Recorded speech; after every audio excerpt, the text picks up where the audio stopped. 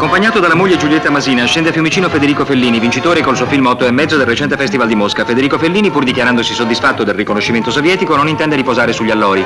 Il popolare regista infatti si propone di girare il suo prossimo film con raddoppiato impegno. Anche il tempo di lavorazione sarà raddoppiato e raddoppiato il numero degli attori. Con un doppio impegno, col tempo doppio e col doppio degli attori, anche il successo non potrà non essere doppio di Fellini 8,5.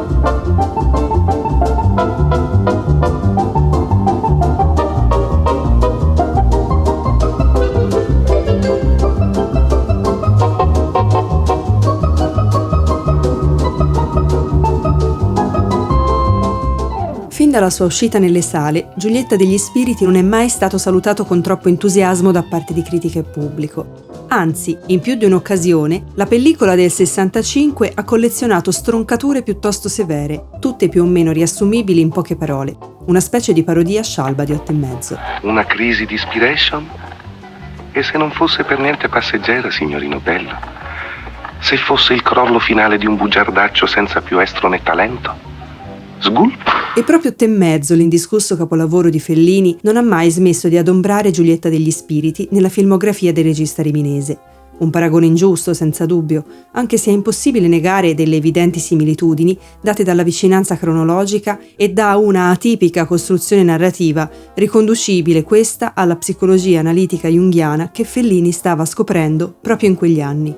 Ma seppur simili nella struttura, questi due film sono profondamente diversi. Se in 8,5 infatti il focus dell'obiettivo felliniano è puntato su Guido Anselmi di Marcello Mastroianni, nel film del 65 si sposta interamente su Giulietta di Giulietta Masina, la quale a sua volta era stata il modello di riferimento per il personaggio della Luisa di Anouk Aimée. Ma questo significativo cambio di prospettiva, da maschile a femminile, non ha comunque favorito quella dovuta riscoperta di Giulietta degli Spiriti, neppure da parte di quella critica femminista che di lì a poco sarebbe emersa a livello internazionale. Stando infatti a quanto scritto dalla teorica Teresa De Lauretis nel saggio Fellinis 9,5, il film non farebbe altro che riproporre un punto di vista prettamente maschile, nella misura in cui va mostrando scena dopo scena un immaginario troppo riconducibile al suo autore, e questo a scapito della sua protagonista, le cui azioni sembrerebbero essere motivate più da esigenze di trama che da vere e proprie scelte personali. Oh, lo so meglio di tutti che si tratta di un film, che è un'invenzione, un'altra bugia. Ma come fa comodo a te? Tuttavia, gli immancabili raffronti con 8,5 e le posizioni femministe non sembrano tenere conto di un discorso sulla donna portato avanti da Fellini fin dai suoi esordi dietro la macchina da presa, e di cui Giulietta degli Spiriti rappresenterebbe un ideale esito artistico. In fondo, stiamo pur sempre parlando di un autore che andava affermando: l'uomo libero non può fare a meno di una donna libera. Nei primi minuti di Giulietta degli Spiriti, il volto della protagonista ci viene occultato da un gioco di specchi e di movimenti di camera che inquadrano il personaggio sempre di spalle e alle prese con i preparativi per l'anniversario del matrimonio. Sarà solo all'arrivo del marito Giorgio che il primo piano della donna emergerà letteralmente dal buio della casa. Come riportato dal critico Peter Bondanella, la vita di Giulietta è come il suo volto illuminato sullo specchio. Dipende solo ed esclusivamente dalla presenza del marito. Senza di lui, l'individualità Giulietta è completamente eclissata. Giulietta, dunque, rinchiusa in questa casa di specchi, diventa lei stessa uno specchio, anzi lo specchio dei desideri del marito, l'ennesima forma di oggettivazione del corpo della donna da parte di quello sguardo maschile o male gaze che da Laura Mulvey in poi è da sempre al centro degli studi della feminist film theory. Cos'è? Manca la corrente? Ma lo sguardo di Giorgio, pur restando in penombra, sembra più interessato alla mancanza di luce nella casa che alla sorpresa fattagli dalla moglie, e quella che doveva essere un'intima celebrazione del loro anniversario si tramuta di colpo in una caotica festa tra amici voluta dal coniuge. Ma a decretare il totale fallimento di Giulietta come specchio dei desideri del marito saranno le prime avvisaglie di tradimento di Giorgio, avvisaglie che di lì a poco si presenteranno sotto forma di trilli telefonici o nomi sussurrati nel sonno. Gabriella.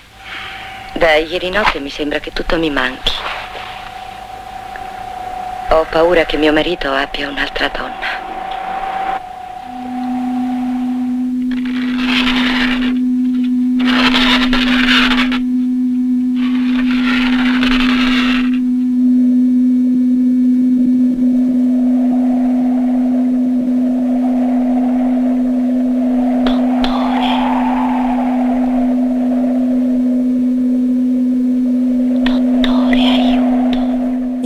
Giulietta si verifica quella perdita dell'equilibrio che in Carl Gustav Jung corrisponde al disorientamento della coscienza, a cui sopperiscono quei contenuti dell'inconscio precedentemente rimossi, adesso tornati consci sotto forma di visioni o voci.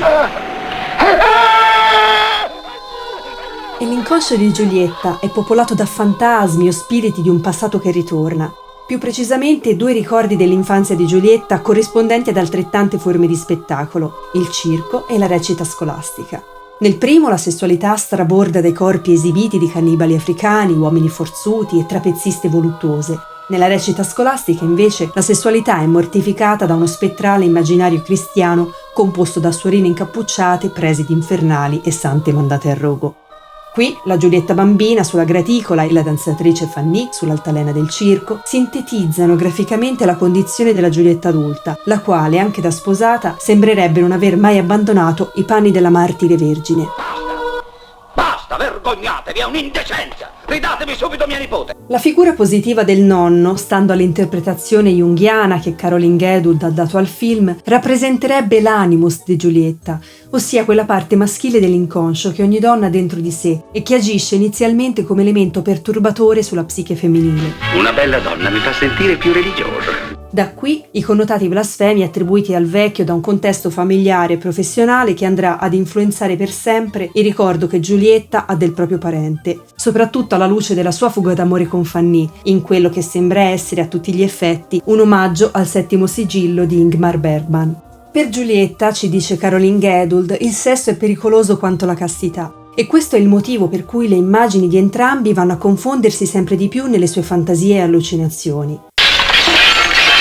E a questo gioco caleidoscopico partecipano tutti i personaggi del film nella misura in cui ciascuno di essi è capace di richiamare alla memoria della protagonista sia i ricordi del circo che quelli della recita, incarnando di conseguenza una posizione che la stessa Giulietta stenta a prendere per poter uscire dalla propria situazione. E no che diventa no, poi ni, poi sa non so, non è vero signora? Ecco spiegata la proliferazione costante nel film di coppie di personaggi, di sorelle, di gemelle, di doppi insomma. E tra questi personaggi ce n'è addirittura uno che è triplo. La figura di Susie, infatti, rappresenta la parte di femminilità repressa e mortificata di Giulietta, ossia quella del mondo del circo che il gusto estetico di questa maga del sesso ha reso più esotico e sfavillante, ma non per questo meno insidioso. Giulietta, che fai?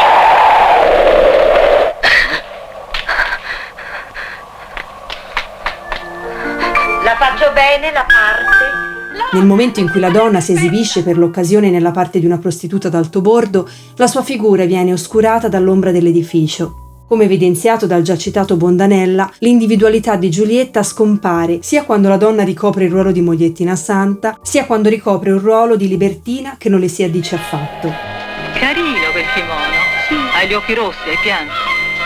Chi invece di questi 2 ruoli sembrerebbe essere una sintesi perfetta è la madre di Giulietta, che la lente deformante di Fellini tramuta in una fredda quanto piacente Madonna mondana, e quindi un ideale di bellezza e portamento irraggiungibile per Giulietta. Proprio come Gabriella, l'amante di Giorgio. Ma a differenza dell'ingombrante figura della madre, il personaggio di Gabriella riesce a imporre la sua presunta superiorità per mezzo della sua assenza dalla scena. Che cos'ha? Paura? Paura? No, ma non mi piace godere delle sconfitte altrui. Che si tratti di un'immagine registrata di spalle su un filmino Super 8 o di una voce riprodotta su nastri magnetici, se non addirittura sottintesa in squilli telefonici casalinghi,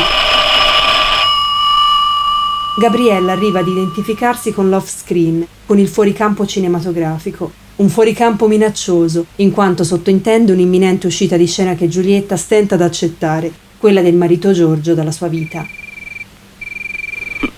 In realtà lei non desidera che questo. Lei vuole con tutte le sue forze essere lasciata sola. Vuole che suo marito se ne vada. Io voglio che Giorgio mi lasci. Senza Giorgio lei comincia a respirare, comincia a vivere, a diventare se stessa. Lei crede di avere paura. In realtà ha paura di una cosa, di essere felice. Allora ciao Giulietta, ciao Giulietta, ciao Giulietta, ciao Giulietta, ciao Giulietta. Sì.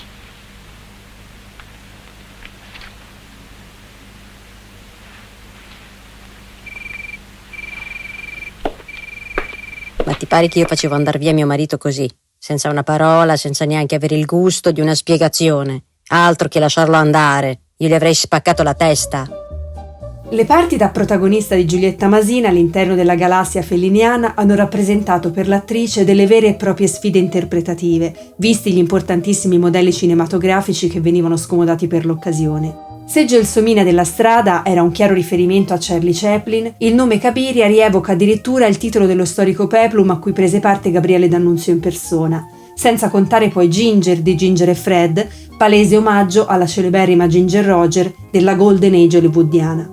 Ma è proprio in Giulietta degli Spiriti che risiede la sfida più grande per Giulietta Masina, dovendo quest'ultima interpretare un ruolo che solo per il nome può indurre lo spettatore a confondere il personaggio con l'attrice nel privato. Un privato che lei stessa è sempre stata molto restia a esibire, come dimostra la sua rinuncia al ruolo poi andato a Jean Moreau nella Notte di Michelangelo Antonioni, la cui vicenda, incentrata sulla crisi di coppia, molto probabilmente riguardava troppo da vicino la sua situazione matrimoniale di quegli anni. Ma mettendo da parte le voci di corridoio, in Giulietta degli Spiriti le ormai accertate resistenze della Masina troverebbero un'ulteriore legittimazione nella singolare protesta di un'attrice nei confronti di un marito regista, il quale, attraverso il personaggio di Giulietta, cercava di veicolare un'immagine artefatta di sua moglie, a lei niente affatto lusinghiera. Ti dirò, anzi, che mi è sempre stata antipatica, non l'ho mai mandata giù. Non mi piace il tipo di donna mediterranea, prima succube dei genitori e poi parassitaria nel rapporto col marito. Una critica, quella di Giulietta Masina, che trova ulteriore fondamento in certe somiglianze tra il regista e la sua creatura. E torni giù lenta, molto lento tutto. Molte delle esperienze ed emozioni che Federico attribuisce alla protagonista del film sono cose sue. Quella scuoletta clericale, quel preside bigotto, quella paura dell'inferno, ma sono i collegi dei preti che ha fatto lui in Romagna. Ritornano dunque le ossessioni, i ricordi e le paure del Guido di 8,5, ma Giulietta non è Guido. Fuori tutti di qui!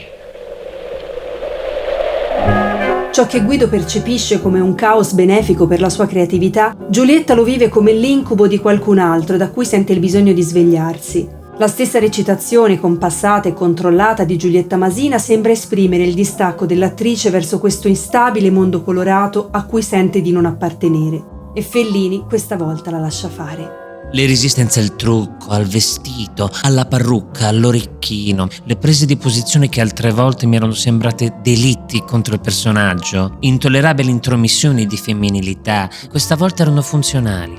La Giulietta remissiva dello script originale viene gradualmente sostituita con quella recalcitrante sul set, un cambiamento questo che spinge Fellini a modificare in corso d'opera persino il finale. La figura benigna del nonno non interverrà più a salvare in extremis la nipote come previsto in sceneggiatura, ma sarà la stessa Giulietta a liberarsi dalle corde della graticola fiammeggiante e dagli spiriti del passato ad essa connessa, contando esclusivamente sulle proprie forze. Perché ti butti in quel modo? Non ti muovere. Abbiamo provato 70 volte. Ubbidisci a tua madre. Non mi fai più paura. Non mi fai più paura. Le due Giuliette arrivano dunque a sovrapporsi e a far valere la propria voce nel momento stesso in cui entrambe le donne smettono di essere un mero riflesso dei desideri maschili, ivi compresi quelli del regista riminese, il cui immaginario è costretto dalla protagonista stessa a battere in ritirata sopra un fatiscente carrozzone da circo o un disadorno aeroplano d'epoca. Giulietta. Giulietta. Chi siete? Amici. Chi siete? Amici veri. Nuove voci interiori si faranno sentire sul finire del film, ma stavolta non sarà il regista Fellini a tradurle in visioni cinematografiche. Ascolta bene. Giulietta è uscita dall'ombra ingombrante del proprio marito e si appresta adesso ad affrontare una nuova avventura, al di là della narrazione cinematografica.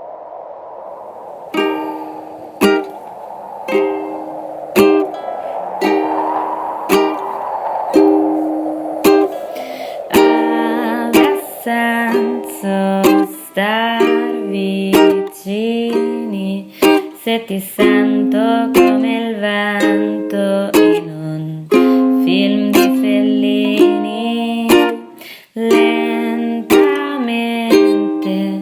ti allontani e io ti sento come il vento in un film di Fellini. ricordi le canzoni che ti ho scritto, suoni, lacrima, ma poi è arrivato il vento ed ha spazzato via la musica. Ma se la vita è un film, dimmi perché non reciti. Se tu sarai Romeo, sarò Giulietta degli spiriti, e soffia forte sotto il cielo di Romagna. Mi ricordo io com'ero, mi ricordo la vergogna, le canzoni che ti ho scritto, te ho scritte, suoni, lacrima, ma poi è arrivato il vento ed ha spazzato via la musica. Ha senso star vicini se ti sento come il vento in un film di Fellini. È una storia molto bella, ma vorrei che non finisse mai.